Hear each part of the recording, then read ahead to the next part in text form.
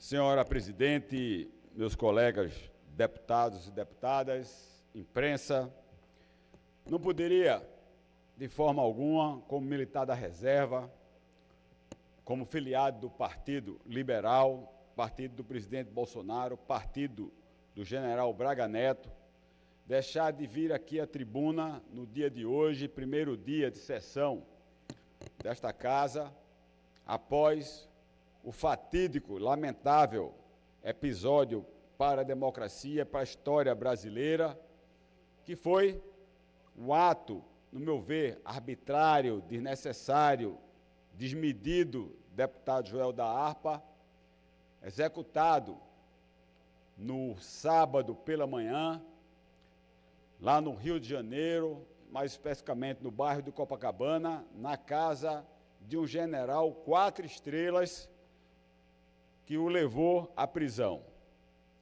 Minhas senhoras, meus senhores, a prisão preventiva é um artifício, deputado Jarbas Filho, a ser aplicado com muito critério, previsto no artigo 312 do Código de Processo Penal.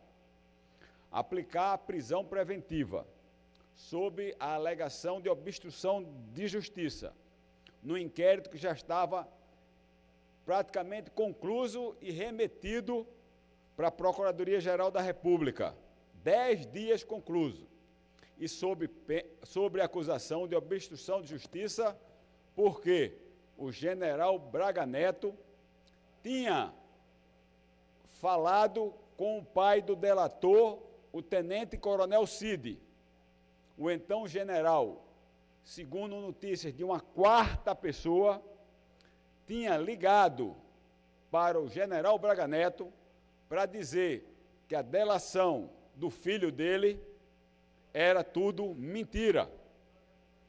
E que depois encontraram na busca e apreensão na sede de um partido político brasileiro, veja o quanto é grave, tinha lá uma planilha na mesa de um oficial assessor do general Braga Neto com perguntas e respostas, onde havia o interesse do general Braga Neto de se saber o que o tenente-coronel Cid tinha dito na delação. Minhas senhoras e meus senhores, vocês que estão aqui me assistindo por meio das redes sociais, eu quero saber se o fato de querer ter conhecimento do que aconteceu numa delação premiada agora, isso é obstrução de justiça. Se assim é, a Rede Globo e outros canais fazem isso toda hora. Nós que estamos acompanhando todo esse inquérito do golpe, um golpe que não existiu, um golpe que foi descoberto num papel apócrifo, um golpe onde oficiais de forças especiais, deputada Socorro Pimentel, deixou de executá-lo porque um táxi não chegou na hora. Isso é uma loucura. E você prender pela primeira vez na história da República um general de 4 estrelas, e olhe que o general Braga Neto não é qualquer general 4 estrelas, é um homem que comandou a Força de Paz do Haiti. Para isso, tem que ter a aquiescência, a aprovação de vários países que compõem a ONU. Um general que, por nomeação do presidente da República, o então presidente Michel Temer, foi interventor no 2º maior estado da República, no Rio de Janeiro, para lá restabelecer a ordem e a paz, porque todos os ex-governadores estavam presos. Esse é o tamanho da competência, da história de serviço prestado do general Braga Neto à nação brasileira. Um general que, pelo seu destaque, foi ministro da Casa Civil de um presidente da República eleito pelo povo brasileiro. Um general que foi ministro da Defesa. Um homem, um cidadão que foi candidato a presidente da República, que não foi nenhum, não desmerecendo o candidato que não teve 1, 2, 3, 5%, não. um candidato que perdeu as eleições por uma margem muito pequena de erro, de menos de 2%, que representam 2 milhões de votos, de um candidato que teve 58 milhões de votos. Foi esse homem, e eu pergunto se isso é uma medida razoável, que está dentro da proporcionalidade, foi esse homem que foi preso, Adalto Santos, num sábado de manhã, em casa, tendo, imagine, um homem de quase 70 anos de idade, com a ficha corrida dessa, de serviços prestados, ter na sua porta, num sábado de manhã, a Polícia Federal, para o conduzir a um quartel que é comandado por um general de divisão, menos do que ele. Eu pergunto, isso é razoável? Isso é uma medida proporcional? Minha gente, eu, até no último dia 14, sábado, comemorei 40 anos de formado na Academia de Polícia Militar do Paudalho. E lá nós tivemos aula de direito penal militar, direito processual penal, direito processual penal militar e direito constitucional. Maurício, você sabe disso. A proporcionalidade é um princípio constitucional. Você quebrar todo esse princípio da razoabilidade, da proporcionalidade, contra um general, um homem que passou por todas as avaliações no Exército Brasileiro, chega ao último posto, comanda vários comandos militares, comanda uma força de paz no Haiti, comanda o segundo maior estado brasileiro, ocupa 2 pastas de ministério e, como cidadão eleitor, é candidato a vice-presidente. É razoável uma medida que vai em busca de um homem desse, num sábado de manhã em sua casa com ele e esposa? É razoável? Tinha necessidade? Será que uma ligação para hoje de manhã o general comparecer à sede da Polícia Federal, à sede do Comando Militar do Leste, ou mesmo pegar um avião e ir ao Supremo Tribunal Federal, será que o general Braga Neto deixaria de cumprir uma ordem dessa? Qual o intuito disso? Agora, os senhores podem não gostar.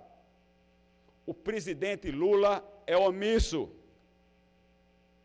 Eu não queria estar no lugar do general Tomás, comandante do Exército.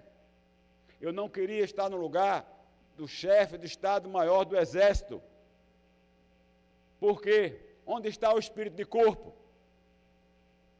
Quando nós não defendemos os nossos, a hierarquia, a disciplina, o respeito e a instituição se desintegra.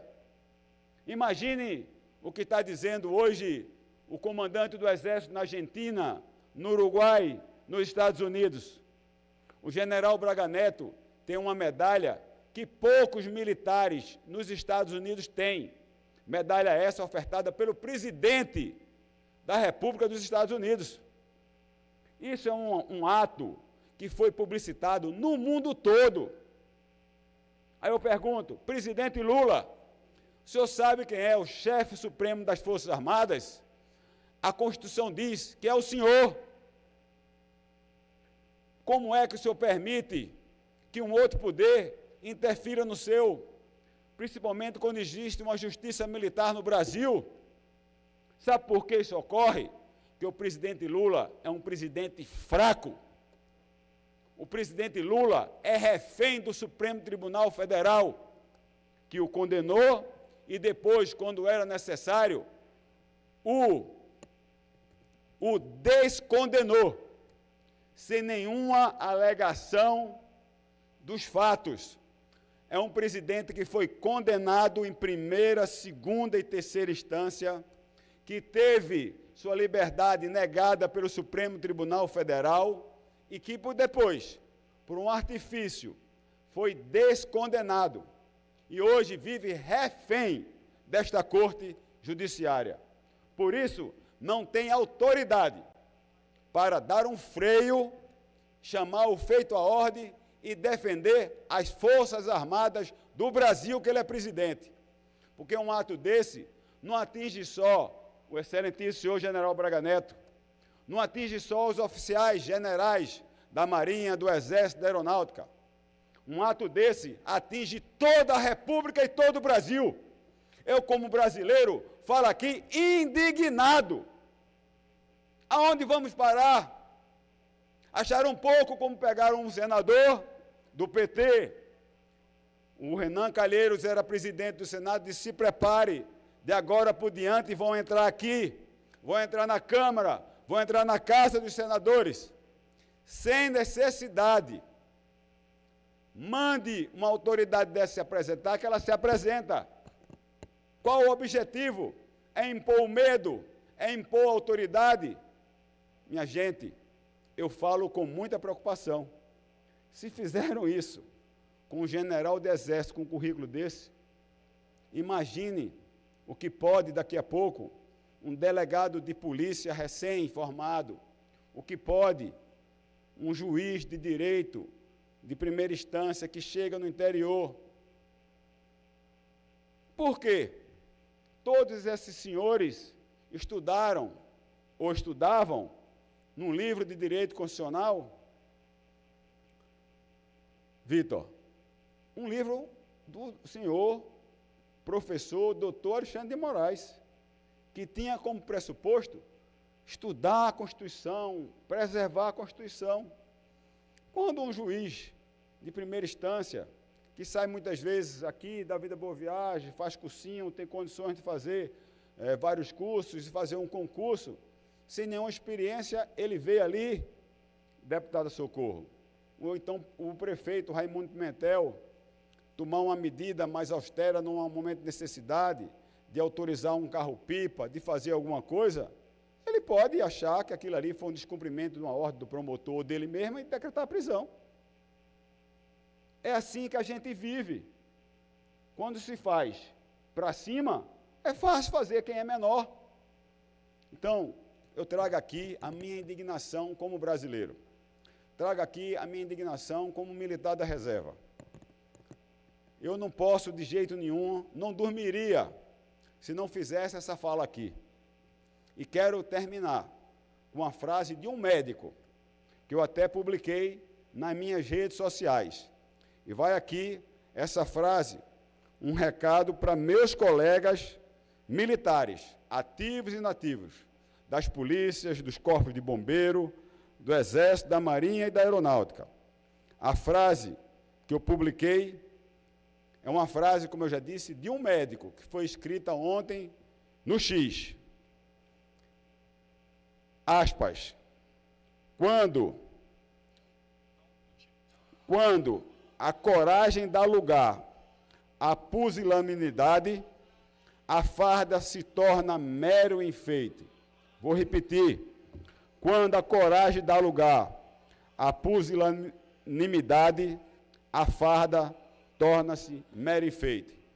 Aqui eu não estou dizendo para ninguém pegar em armas e ir confrontar o comandante de um quartel, uma autoridade judiciária. Não.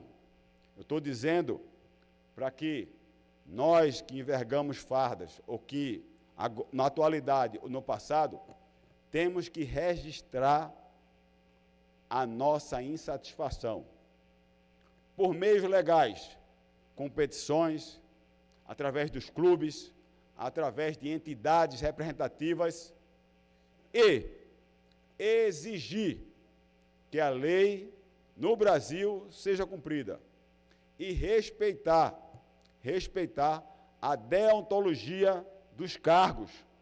É preciso ter respeito às figuras públicas, porque eu não posso me conformar com o que foi feito. Esqueça qualquer tipo de relação política, esqueçam qualquer tipo de relação pessoal que eu tenho pelo general Braga Neto, mas veja ali um cidadão que durante muito tempo foi e é inspiração para milhares de militares que estiveram sob seu comando, para milhares e centenas até de colegas que passaram pelo generalato da Marinha e do Exército da Aeronáutica. O general Braga Neto é um esteio, e digo, não há sustentação, sob ponto de vista, e que eu não posso dizer apenas de mim, que eu não tenho conhecimento jurídico para isso, mas vão ouvir Ives Gandra, vão ouvir Guilherme Nucci, vão ouvir muitos juristas que já se pronunciaram e já escreveram. É injustificável o ato dessa prisão, principalmente da forma como ela foi feita. Repita, num sábado de manhã, na casa de uma pessoa com o endereço certo, uma pessoa que é fácil de se encontrar, num inquérito que não podia ser perturbado por ações dele, que já estava toda a documentação enviada, e mais, deputado Adalto Santos, que ele entregou dinheiro para poder financiar o golpe. Dinheiro, deputado Socorro Pimentel, que cabia dentro de um saco de uma garrafa de vinho. E a mão de obra do golpe, eu já falei semana passada, né? São senhoras aposentadas, motoristas de transporte escolar, cuidadoras, que pegaram aí 17, 14, 12 anos e meio. Minha gente, é preciso a gente ter serenidade. É preciso abrir os olhos. E é preciso que a classe política brasileira, principalmente a que faz parte do Congresso Nacional, Câmara e Senado, deputados federais e senadores, é preciso sentar, é preciso encontrar um caminho, é preciso encontrar o diálogo e é preciso acabar com esse tipo de ato que parece mais um ato perseguitório.